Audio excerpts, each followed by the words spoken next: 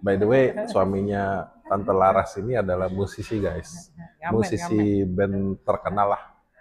Dia main keyboard ya, Om James itu Main ya. keyboard. Keyboard. Jadi ada banyak top band di Indonesia itu Om James di belakangnya yang ngebantuin adisionalnya Ding, ding, main ding, ding, keyboard. ding. Gitu. Karena bandnya juga udah mulai pensiun, jadi tinggal konser-konser doang ya. Dari Surabaya ini.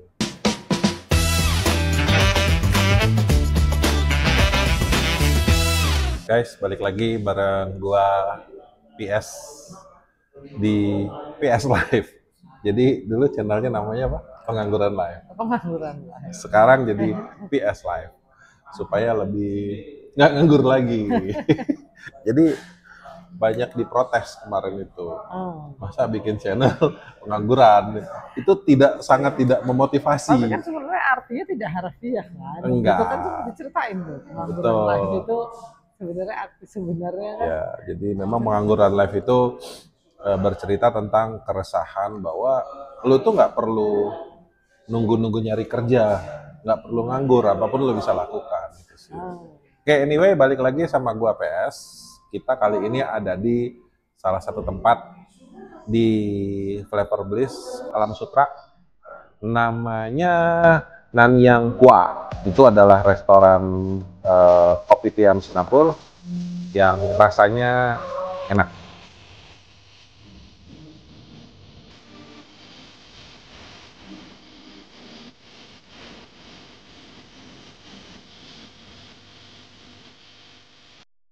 Ini kopinya, dan kita langsung ngobrol sama salah satu ownernya, Ibu Laras. Halo.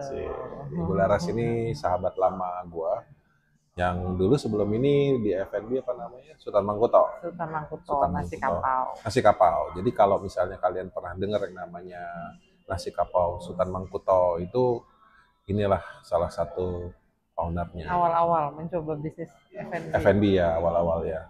Jadi gue kenal Laras itu dari dunia IT ya. Iya. Kurang lebih 1 dekade yang lalu ya, anjir, udah lama banget gitu. Aku zaman masih muda lah. Masih muda. Terus ya kita keep in touch terus dari IT, tiba-tiba dia bikin F&B dong. Berapa tahun lalu ya bikin F&B ya? 2018. 2018 ya. Oke. Apa sih kira-kira yang melatar belakangi lo dari IT jebret langsung lompat F&B? Maksud gua itu dua dunia yang berbeda. Banget, banget. Gimana rasanya? Rasanya nyesel sih, tapi udah nggak bisa lagi memutar waktu. Tapi oke, overall oke. Ya, akhirnya setelah dijalanin ya mau nggak mau ya. Oke ya. Tapi kan dulu lo 50-50 ya, maksud gua di IT jalan, F&B jalan. Sekarang juga sih. Sekarang, sama. oh tapi tetap jalan juga Tetap dua-duanya. jalan juga. Cuman lo prioritas kemana? IT-nya Kalau kah? dulu prioritasnya IT. IT. Kalau sekarang lebih prioritasnya Resto. Apa yang melatar belakangi lo tiba-tiba? Lagi bosen kali ya di IT ya. Susah jualan IT Sekarang ya? saingannya ya. Bukan saingan, ekonomi juga udah mulai. Ekonomi mulai ini, tapi sama sih. Makanan juga sih. Cuma kalau makanan itu kan tiap orang kan makan tuh 3 kali sehari kan makan. Cuma kalau dari pertanyaannya itu apa gitu, dari IT tiba-tiba F&B gitu kan. Jadi waktu itu tuh cuma karena bukan karena gue sebenarnya, karena suami sebenarnya. Waktu itu kan suami kan mencoba untuk pensiun. Oke. Kan? Dia kan sebenarnya Om di industri James. musik. Iya. By the way, suaminya Tante Laras ini adalah musisi, guys. Ngamen, Musisi band terkenal lah. Dia main keyboard ya, Om James itu ya. Keyboard. Keyboard. Jadi ada banyak top band di Indonesia itu Om James di belakangnya yang ngebantuin adisionalnya main keyboard. Gitu. Karena bandnya juga udah mulai pensiun, jadi tinggal konser-konser doang ya. Dari Surabaya ini. Karena kesehatan sih sebenarnya waktu itu. Oh iya. Kesehatan. Karena kalau musik sih sebenarnya nggak ada matinya ya. Cuma ya kesehatan. Karena kan kalau musik kan pasti keluar kota, begadang gitu kan.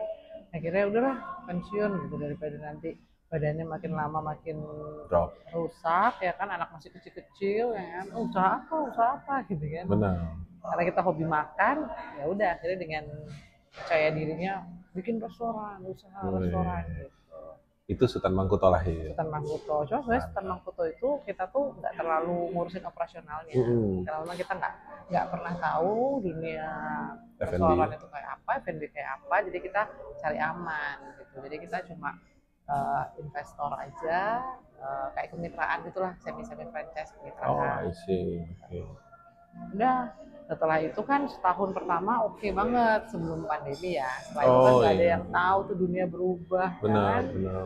Tiba-tiba pandemi, nah disitulah Mulai berasa akhirnya ya. kita mulai, oh apa nih yang harus diefisiensi, apa nih yang harus dipikirin duluan gitu. Ternyata, oh waktu itu kan pandemi paling cuma sebulan, oh ternyata 3 bulan, gitu. Ternyata 6 bulan, ternyata setahun. Iya. Itu semua bisnis waktu itu impact-nya berasa sih. Iya kan? Berasa banget. Kita sempat ketemuan juga cuma video call ya, bisa bisa nongkrong, bisa tukar pikiran, bisa curhat Bener, gitu bener. kan. Akhirnya cuman online. Itu cuma online. Udah butek banget ya ngeliatin komputer aja kerjanya. Ngeliatin laptop aja gitu kan. Ya itulah awal mula kecemplung di F&B. F&B itu. Justru kita itu alhamdulillah pada saat pandemi itu berhasil melewati struggling di operasional. I see. Karena banyak kantor-kantor itu yang masih pesan nasi kotak karena mereka kasih makan untuk karyawannya supaya karyawannya nggak makan di luar supaya nggak bawa virus gitu-gitu kan. Terus karena itu kan kita juga menunya kan nasi kapau itu kan beragam ya, jadi orang tuh masih kadang-kadang bungkus banyak gitu untuk disimpan di frozen gitu kan. Kadang-kadang orang juga datang makan di mobil gitu. Justru kita tuh struggling di operasional tuh setelah pandemi mulai dibuka itu, mulai orang boleh keluar, boleh makan di tempat.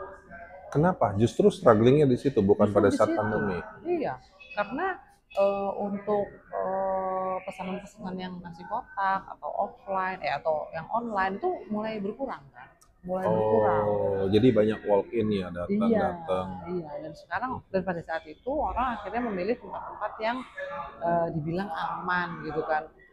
Jadi yang outdoor, yang ya pokoknya mereka pilih akhirnya tempatnya Betul, gitu betul. kan. Waktu itu kan kita kan ketutup gitu ya. Itu justru sampai akhirnya kita sudah nggak sanggup lagi untuk bertahan. Ya situlah. Yang di sini, yang di Alam Yang Sutra. di sini betul. Ini karena kan ini kan gerai pertama tuh. Benar-benar. Tapi kan di saat the power of kepepet itu kadang-kadang otak kita bekerja ekstra ya.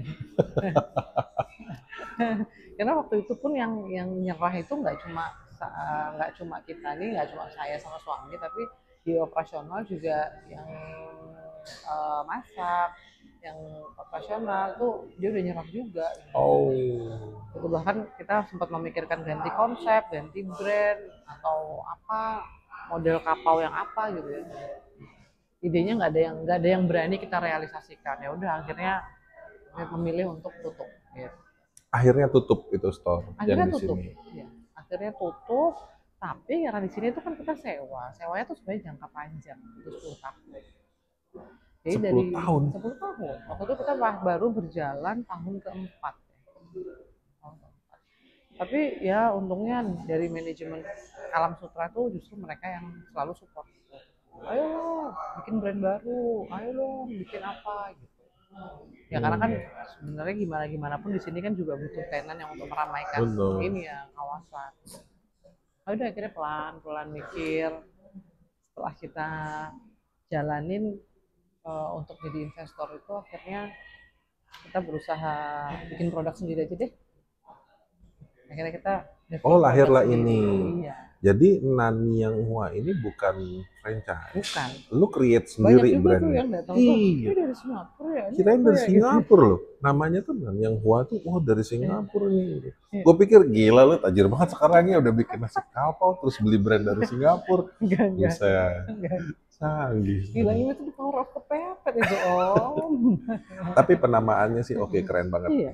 Karena kan James itu kan 1983. sejak yang sakit itu kan sering berobatnya kan ke Penang, ke Malaysia. Jadi kan kita cukup familiar lah sama suasana-suasana di sana, menu-menu di sana gitu kan. Nah terus ada beberapa temen gitu kan juga ngobrol. Jadi kita develop lah.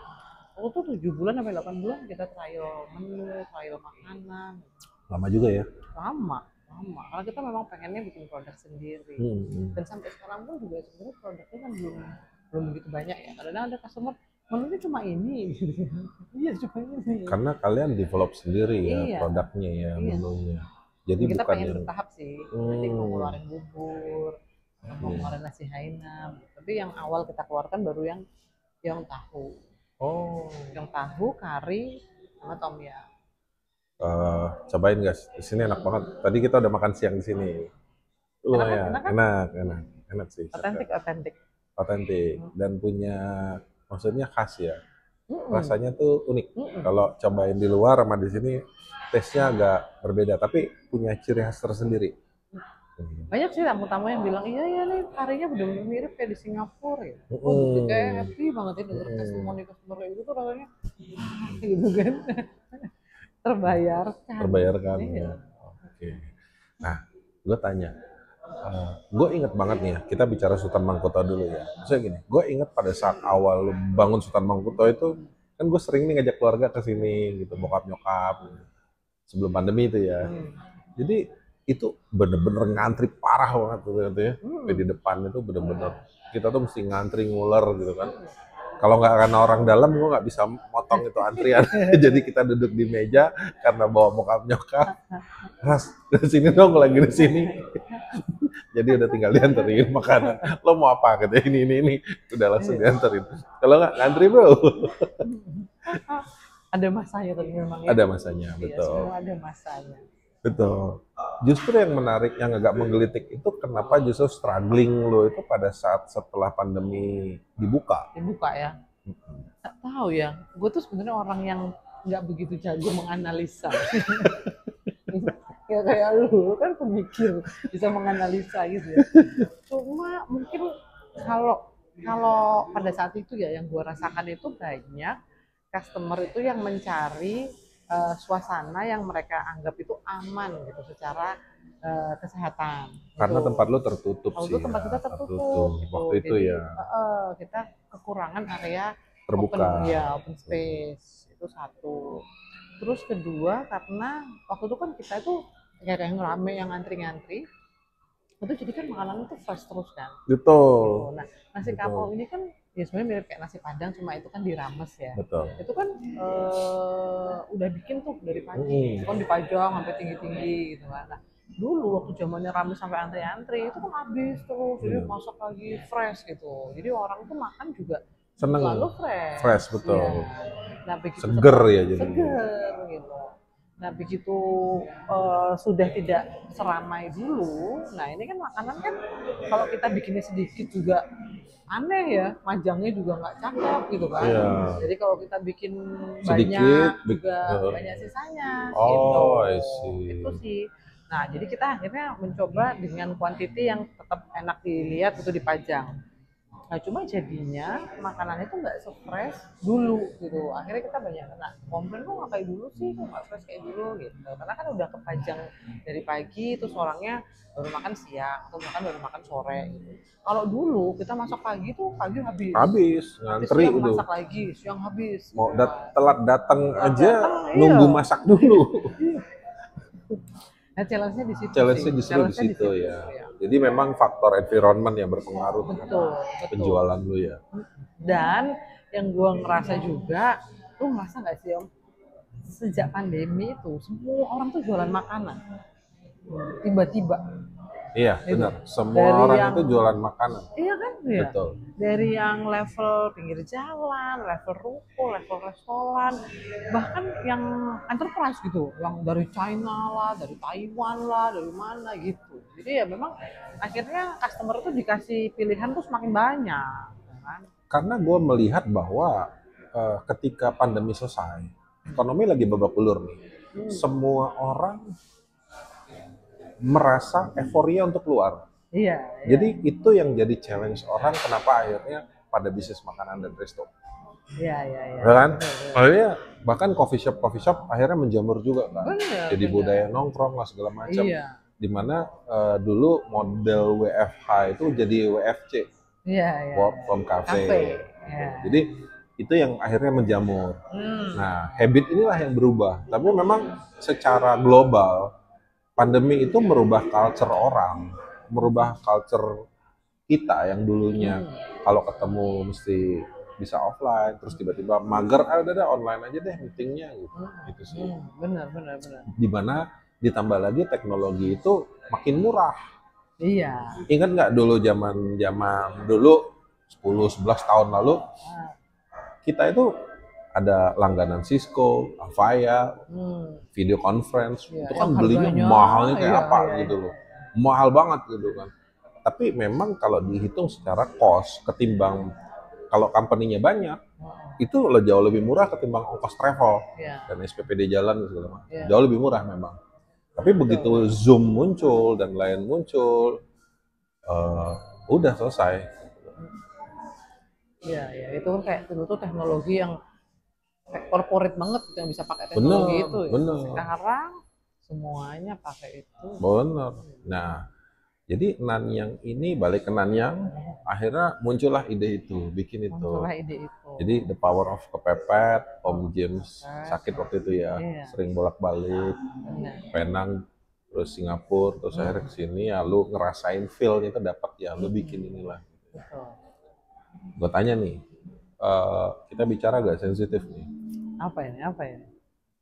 Eh, Kalau Mangkuto udah aman secara finansial, Enggak juga. jadi belum BEP, Belum.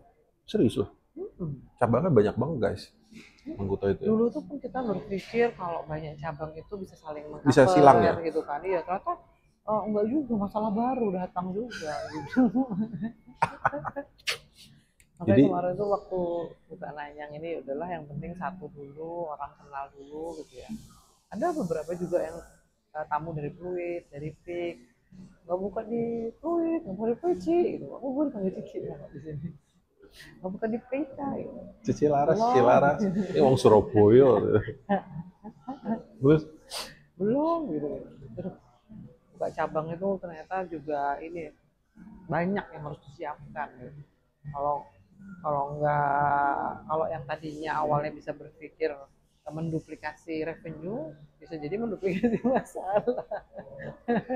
ya revenue seiring dengan masalah. Masalah, iya, iya. Makanya gaji direktur lebih gede daripada Gede gaji banget. OB. Betul kan? Iya, iya, iya. Tingkat stresnya beda. Beda ya. Manajemen stresnya juga beda gitu kan.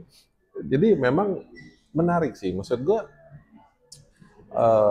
ketika lo menduplikasi satu bisnis, banyak mentor-mentor itu bilang, lo bikin 10 sama bikin satu, lo langsung bikin Effortnya 10, sama gitu. effortnya sama, tapi revenue-nya berbeda. Gue belajar dari salah satu mentor gue. Dia waktu itu sempat ratusan brands yang dibikin. Sama, F&B juga? No, bukan F&B. Oke. Dia inilah apa namanya mobile ya, device, dia jualan Betul, device. Levi. Jadi dia punya banyak brands tuh, sampai akhirnya sukses IPO. Terus gue tanya, bos, ngelola banyak cabang itu gampang nggak sih? Gitu. Susah, Prim. Makanya lo bikin satu tempat dulu, SOP lo rapiin, sistem lo rapiin, lo bener-bener matengin ini dulu. Once ini at least mitigasi resiko lo kecil. Sampai mitigasi resiko lo kecil, tingkat kebocorannya kecil, baru lo tuh duplikasi sistem di tempat yang baru. Itu aja. Tapi memang secara marketing itu nggak bisa diduplikasi karena beda tempat, apalagi lo F&B ya, beda tempat, beda perlakuan marketingnya. Nah, tapi kalau lo nekat, Operasional paling nggak. betul, operasional. Kalau ini lo belum, SOP lo belum jalan, mitigasi resiko lo masih tinggi, proses bocor lo masih tinggi, lo menduplikasi ke banyak tempat, lo hanya akan membuat masalah lebih banyak. Nggak banyak, iya. Gitu. Ya, itu dulu kesalahan gue sih. Ya, dan itu yang gue pelajarin. Makanya ketika udah mature nih satu tempat, baru lo duplikasi. Sama kayak punya anak nggak sih, ya kan? Iya. Punya anak lapar, kan Bu. gini, sekalian anak masih kecil sekalian yang banyak repotnya sekalian gitu. Ya beda, kalau punya anak beda. Kasih mbak aja udah selesai gitu. Lo pesan apa dong? Kenapa? Gue mau roti aja sama itu. Roti toast nih di sini nih kalau Toast snacknya. sama ini aja lah, cemilan. Apa? Kentang. Kentang. Ya gue Apa? lagi diet ini. Berat gue udah 110 nih. Lagi diet. Ada yang kecil. Gila, menunya banyak nih. Menunya banyak. Menu otentik. Roti toast ya? Gue toastnya aja deh, toast sama kentang aja lah. Toast sama kentang. Masa gue makan nasi sambil ngevlog? Yang ada penonton gua ntar Ngiler. ngiler-ngiler. Kalau itu bukan ngevlog, itu ngonten. Ngonten. Gitu. Ngonten yang begini. Itu aja dulu. Makasih ya. Kalau mau bakpao dong. Bakpao kan agak lama ya. Bakpao yang penuh asin. Sama ayam deh boleh. Lu banyak banget. Ya. Iya. Heeh. Gitu. Jadi memang kalau misalnya lo balik lagi ke cabang tadi, kalau misalnya lo menduplikasinya pada saat sistem operasional lo belum siap atau SOP lo belum mature dan tingkat kebocoran lo masih tinggi, lo hanya akan menimbulkan masalah baru. Iya sih, emang bener. Itu sih poinnya. Jadi itu gue pelajarin banget, makanya ketika kita mau buka cabang, gue nggak berani macam-macam. At least secara SOP gue udah sempurna dulu. Gitu sih. Iya, benar. Dan menyempurnakan SOP itu nggak bisa nyontek SOP orang juga, benar-benar harus kita. Nggak bisa, uniqueness bisnis lo akan berbeda. Iya. Dan leadership lo akan berpengaruh terhadap bentuk dari SOP itu sendiri. Benar. Walaupun ya kita sama-sama di industri ERP ya, yang bahwa proses itu adalah sesuatu yang benar-benar perlu jalani. Iya. Ketika kita jadi user dan ngerasain di lapangan, ternyata nggak semudah. By the way, Laras dan tim ini adalah dulu ya yang ngebantu gua untuk nyusunin salah satu ERP di BUMN gede lah pokoknya. Ya walaupun at the end dia nggak ngerjainnya, maksudnya perusahaan lo nggak ngerjain ya, ada perusahaan lain. Tapi at least ngebantuin kita nyusunin konsep segala macam dan lain-lain sih. Jadi cukup seru lah kita ternyata dunia berputar, benar-benar berputar ya. Berputar. Tapi kan knowledge lu tentang ERP itu sendiri kan ini kan jadi ke bawah sampai sekarang. Gitu. Dan memang ada beberapa company yang bisa lo terapkan dengan ERP, ada yang memang lo ERP-nya harus tailor made. Tapi kan yang kita kerjakan itu adalah produk-produk gede yang punya bisnis proses dan maturity level yang cukup oke, sehingga akhirnya itu jadi service excellence buat si company-nya itu masing-masing. Benar. Gitu. Cuma ya memang adaptasi lo terhadap teknologi dengan F&B jauh ya, Bo. Nah, balik lagi again, apa yang lo dapat dari teknologi ini di industri IT, terus move ke F&B, ada nggak sih knowledge yang lo bisa terapkan di sini, atau gue start from zero lagi deh, dan knowledge-nya gue nolin lagi, terus gue up lagi skill. Tapi kan ujung-ujungnya memang industri apapun itu harus dibantu dengan sistem. Gue kerasa banget sih di sistem POS gitu ya. Dulu kan zaman kita jualan ERP pun juga banyak menghandle customer yang retail. Betul. Gitu ya, walaupun dulu banyak kan ngerjain di back end-nya, tapi banyak juga yang diinterface ke POS. Nah, pada saat gue di F&B ini, di resto, baru ngerasain tuh, oh ternyata POS itu bener-bener kita tuh harus tahu flow yang cocok untuk tipe makanan yang kita jual itu apa. Karena waktu awal saya buka ini kan pakai POS yang sama seperti dulu jualan di Mangkuto, nasi kapau. Nah, sedangkan nasi kapau itu kan makanan udah jadi semua. Pilih, dihitung tuh di piring, masuk di kasir, bayar. Nah kalau di sini kan nggak bisa gitu. Biasanya kita pesan tuh juga orang nggak langsung bayar. Dan kita tuh punya menu-menu yang bisa custom gitu, pilih sendiri. Bakso-baksoan itu ada 22 macam. Di sini? Iya. Banyak dong. Pilih gitu. Nah awalnya tuh kita kan orang pilih-pilih itu kan lama gitu, jadi sampai ngantri ke sini. Benar juga nggak. Oh ini sistemnya itu lo datang masuk pilih sendiri ya? Iya. Oh asik juga ya? Oh awalnya. I see, oke. Terus orang jadinya ngantri.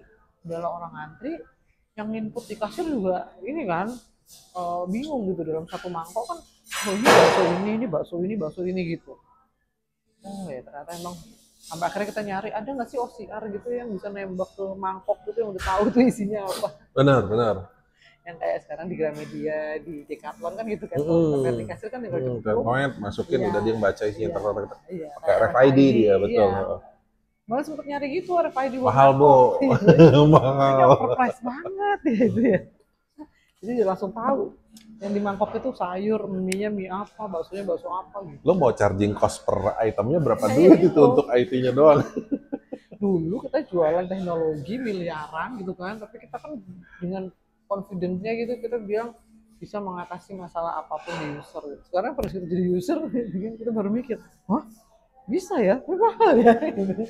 Sedangkan kita jualan cuma angka berapa gitu. Iya, jadi cost per item itu komponen IT-nya itu Iya, berapa lo mau charging iya. di situ?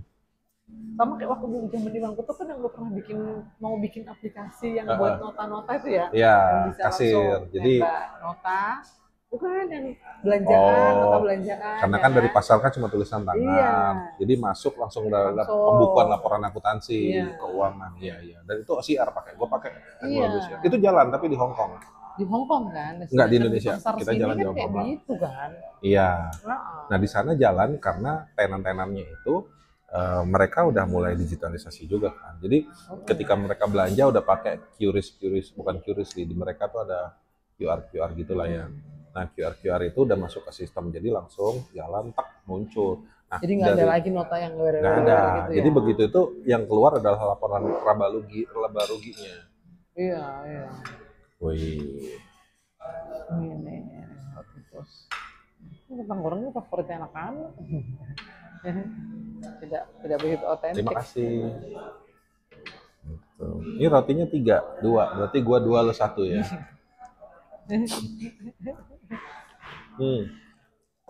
Ya itu sih, waktu di kita itu ada beberapa tempat yang coba, cuman at the end ya nggak jalan karena mereka nggak konsisten untuk karena kan itu bener-bener di dapur banget kan. Terus ada beberapa juga yang nggak mau seolah-olah ini kan rahasianya gua gitu. Ya buat kita ya zaman sekarang udah di dunia yang borderless begini itu udah bukan rahasia lagi gitu loh. Betul. Dia ketika belanja ya lu tinggal scan masuk selesai. Itu sih. Justru di luar malah lebih hidup aplikasi kita yang lebih jalan. Itu ya? Jalan nggak? Kita udah punya berapa ratus tenan sih sekarang yang pakai itu ya. Teknologi juga kita perbarui. Ya, akhirnya running di sana doang sih. Gitu. Makanya kita tahun depan mau expand ke Vietnam lah, sekalian coba cek di sana. Bukan buat meramaikan hashtag kabur aja dulu ya. Hashtag kabur aja dulu masih aneh ya dia. Dulu. Gitu. Vietnam, Kamboja ya sekarang. Yoi. Tapi so far gimana perjalanannya? Udah berapa bulan ini? Ini masuk bulan ke-7. 7. Desember kemarin bukan. Oh, nggak berasa ya? Iya. Oke. Ya lu yang ngelihat nggak berasa, gue yang ngejalanin sih berasa. Tapi overall oke. Oke, jadi naik tapi perlahan. Ini baru mau mulai pakai influencer. Oh. Kemarin tuh kan fokus training karyawan. Terus kita kalau ada customer datang tuh kita tanya gimana feedbacknya apa gitu loh. Roti ini kita kemarin tuh 2 bulan pertama itu kita ganti-ganti roti berapa kali karena kita kan memang custom ya, bikin rotinya tuh biar nggak sama roti terus di restoran lain gitu. Jadi selama 2 bulan pertama itu kita menu yang ada di sini tuh bahan bakunya masih geser. Jadi sekarang kita SOP juga udah pelan-pelan dirapihin, karyawan juga udah mulai pinter-pinter, baru nih mulai influencer. Jadi tesis gue itu mengangkat tentang brand power ya. Tesis gue S2 yang di Trisakti ya. Gue lagi S2 lagi ini. Oh, lo bukan yang udah? Ya nggak apa-apa, ngambil jurusan S2 lagi. S2 yang kedua kali nih ya? Kedua kali. Gila. Habis itu gue mau lanjut S3. Terus gue lagi kursus bahasa Rusia juga sekarang. Jadi gabut banget gue udah kan. Waktu gue kebanyakan kosong, jadi menurut gue harus gue isi. Kemarin gue di Bali banyak banget ketemu orang Rusia. Ya, memang itu kan. Iya. Tujuannya itu. Ke Bali kita. Guys, kita ke Bali, nanti nge-vlog ke Bali. Cakep lagi. Oh iya, tentunya. Di dunia, populasi wanita terbanyak itu ada di Rusia, Bu. Mereka pada bikin bisnis loh di Bali itu. Yoi, bener. Bikin konveksi, baju. Jadi tesis gue itu mengangkat tentang brand power. Brand power. Oke. Brand power itu di atasnya brand equity. Brand equity itu kepemilikan branding ya. Nah, di atasnya lagi itu ada namanya brand power. Salah satu faktor yang mempengaruhi brand power di framework itu adalah environment. Oke. Environment. Itu sangat berpengaruh. Jadi ketika lo creating satu brand, yang ini kan Singapura identik ya, Melayu lah ya ini kan sebetulnya kan. Nah ketika orang masuk ke satu tempat lo, ambience-nya tuh udah mulai berasa bahwa dia seolah-olah di sana. Harus tuh ya. Harus. Jadi Ini berasa nggak? Masuk sini berasa nggak? kalau banyak bulenya sih gue berasa ya. Oke, berarti gue harus menambahkan di Singapura di sini. Kayaknya sih begitu.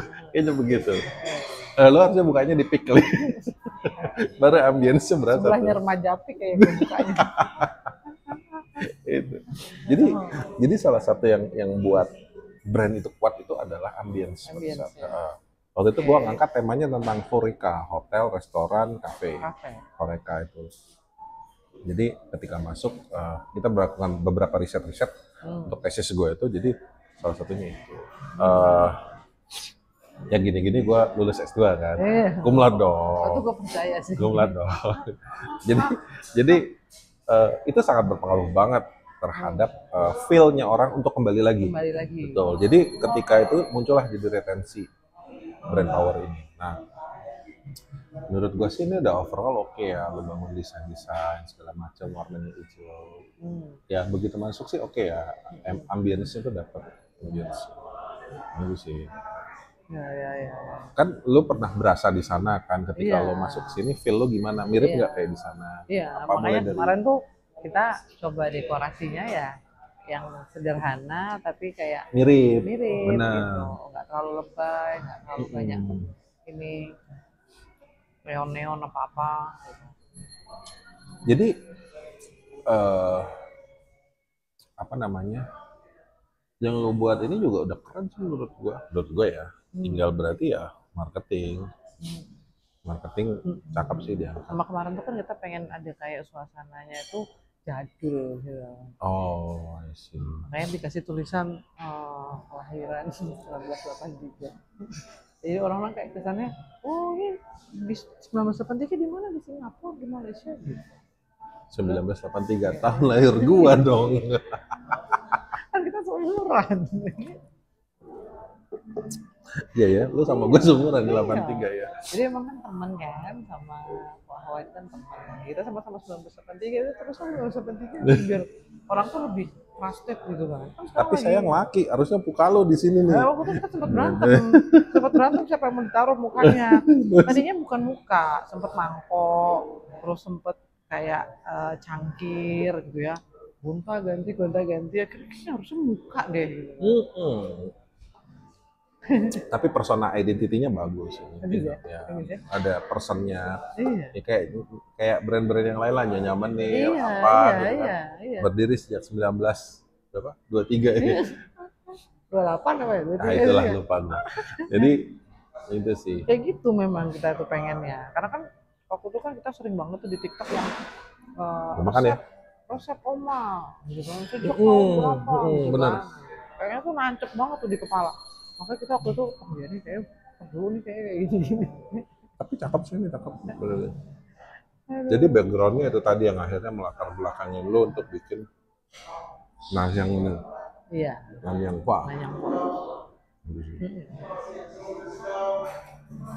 Nah, planning lo kapan mau buka cabang baru?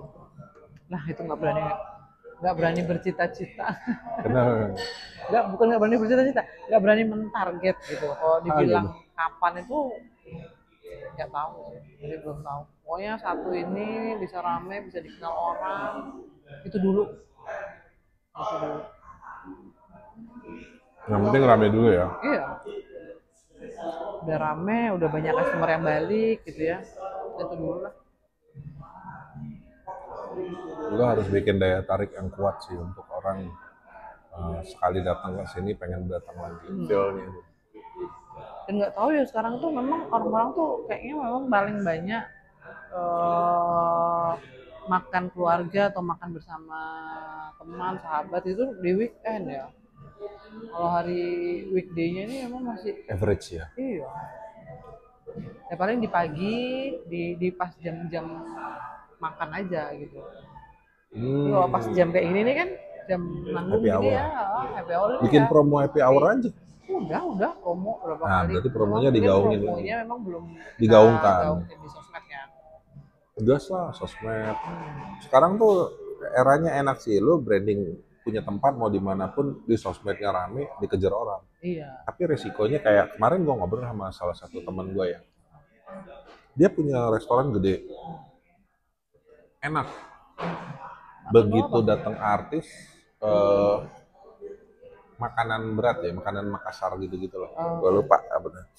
Jadi begitu artis datang, Dateng ini ngevlog, didatengin. didatengin. Diminta untuk datang. Bukan, dia datang Datang lah artis sendiri. itu, Datang ngevlog lah sendiri. di situ, makan katanya enak, memang enak makanannya. Terus tempatnya tuh jauh masuk. Begitu artis datang, brek naik YouTube booming, jeger, datang banyak langsung, nggak siap, Nggak siap. nggak siap. Akhirnya apa? Banyak komplain. Isu negatif.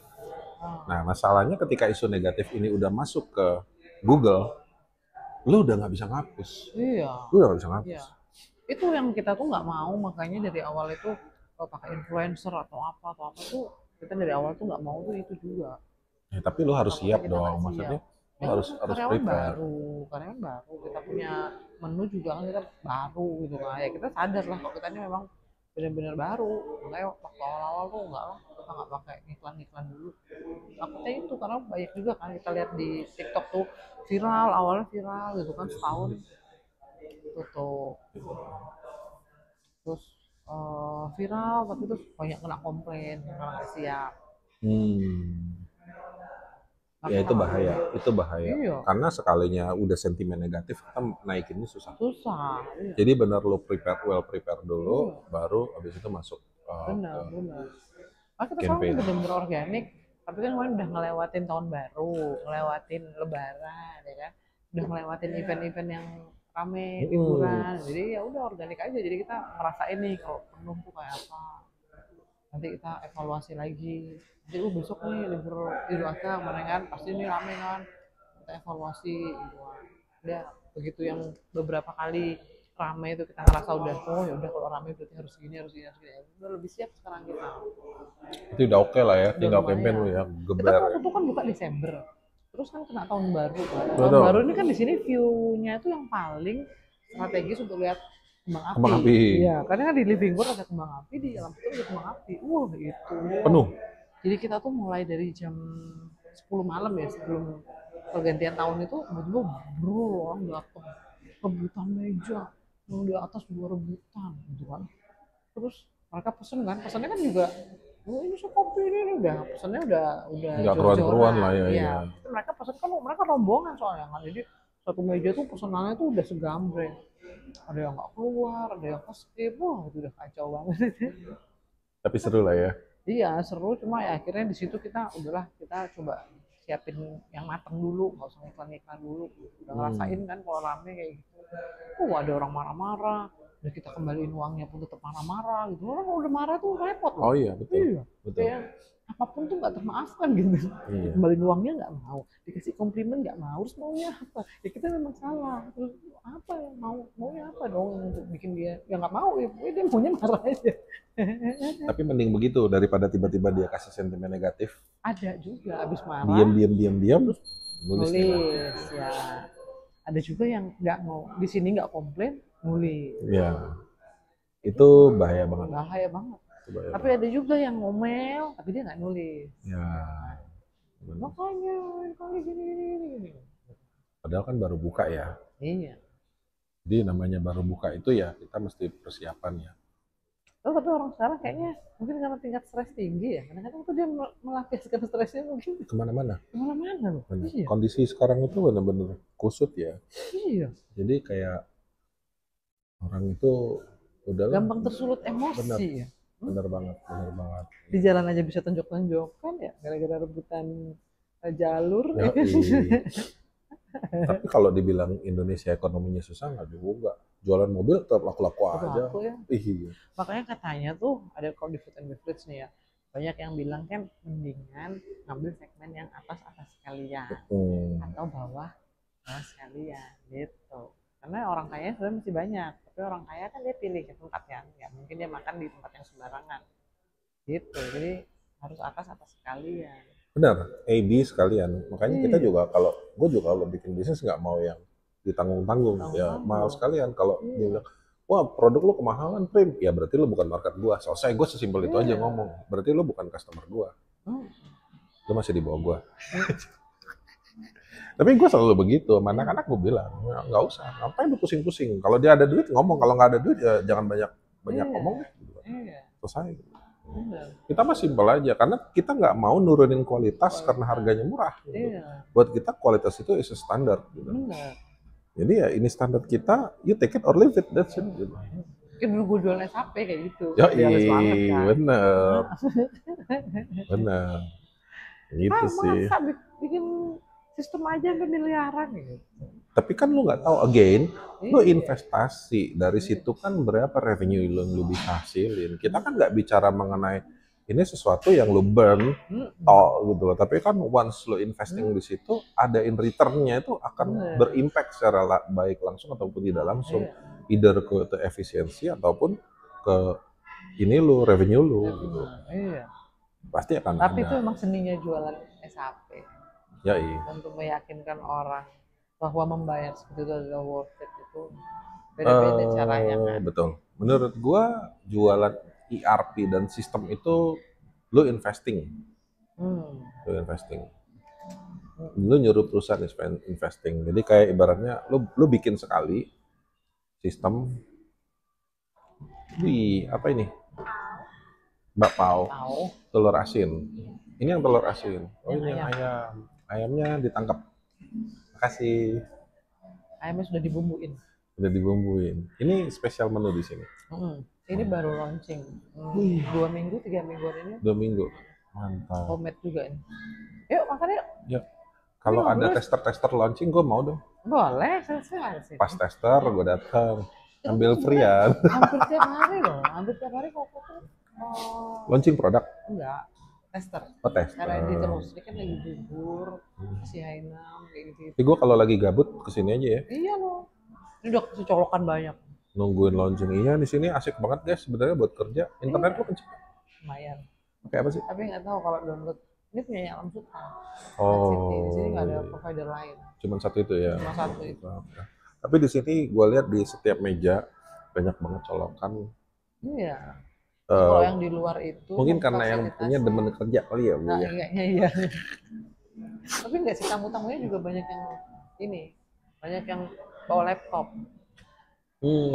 Terus kalau di luar itu memfasilitasi tamu-tamu di sini banyak yang bawa pet, Oh, gitu. bawa anjing, bawa kucing. Tapi Oh, nggak jadi boleh sini masuk. pet friendly juga ya? Pet friendly kalau di sini. Tapi emang nggak boleh bawa masuk, jadi di luar-luar sih. Gitu. Kalau Cakep di sih. atas tadi yang buat merokok. Betul rokok.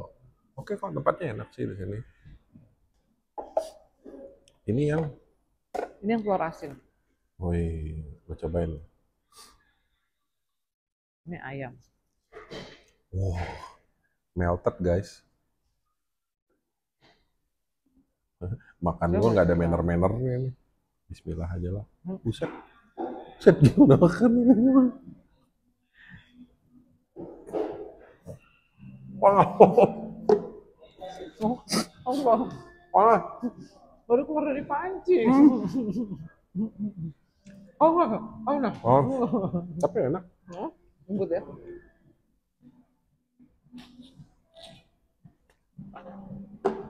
Enak ya yang telur asin. Ayam. Ini halal, semuanya halal. Halal ya. Sini halal guys. Biasanya ikan, banyak kan ikan. Oke. Menurut lo mau campaign apa? Silakan li ngomong sama followers gua. Siapa tahu lo mau kasih diskon.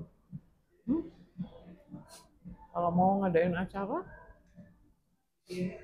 kita tempatnya sebenarnya di atas lantai 2 tuh luas banget. Ada balkon bisa muat 70 orang. 70 balkonnya. Oke. Yang balkon luar depan itu. Cuma memang karena itu open air, jadi bisa dipakainya sore atau pagi banget.